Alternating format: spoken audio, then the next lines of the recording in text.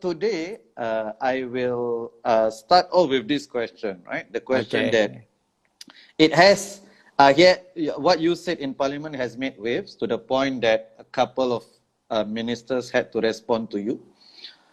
And that is really the issue about the foreign talent, right? And you lamented the lack of homegrown talent in key institutions, right, in the financial sector.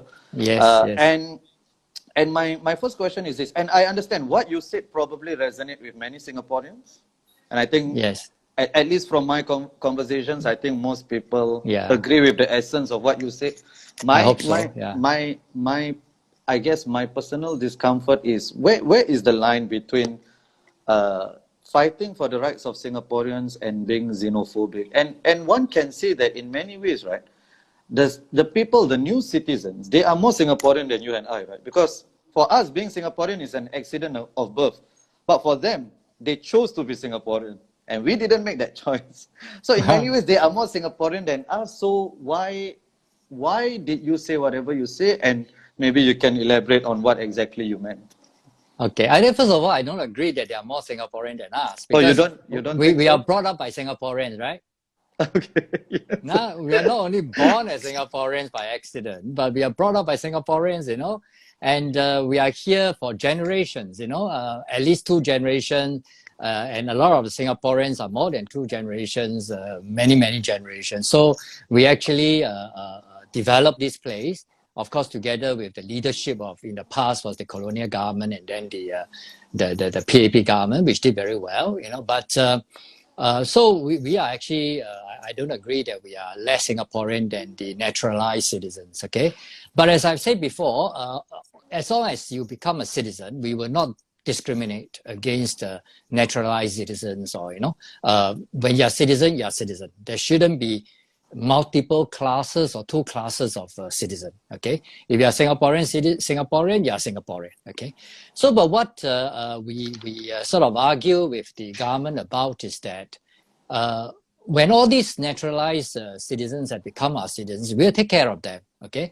But at the same time, so they become our citizens, and this is the whole citizen pool that we are talking about, and we become, but we want to remind the government that in the future, when you bring in future new citizens, or you bring in PRs or foreigners to compete, you know, against our people, meaning the citizens, think twice whether you have put in all the safeguards, whether you have actually monitored the ground properly to ensure that we are not, this is the line that I'm drawing, to ensure that our Singaporeans, both homegrown and naturalized, are not discriminated against.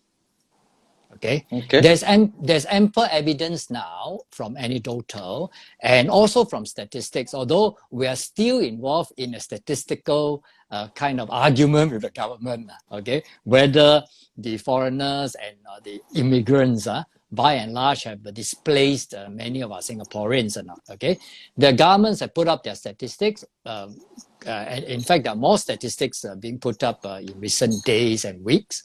I think that's a very welcome move and signs of things, good things to come. But nevertheless, all the statistics that have been given to us so far is still not very convincing that to assure us there's no discrimination, there's no displacements of our Singaporeans from the workplace.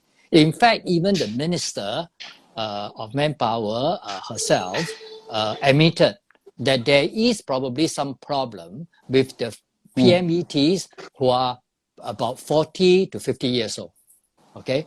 And that is really a very a big warning sign, you know, because the 40 years old and the 50 years old Singaporeans, they are the breadwinner of the family, right?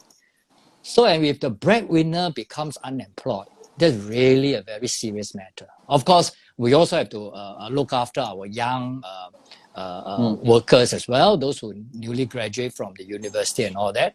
But nevertheless, when these people, we may have given, we may have jobs for the young graduates, but at the same time, if our 40 years old and 50 years old PMETs are being displaced, that is a serious problem that we have looked at. Okay. So at the moment, I think we are still arguing with the government as to how serious the problem is.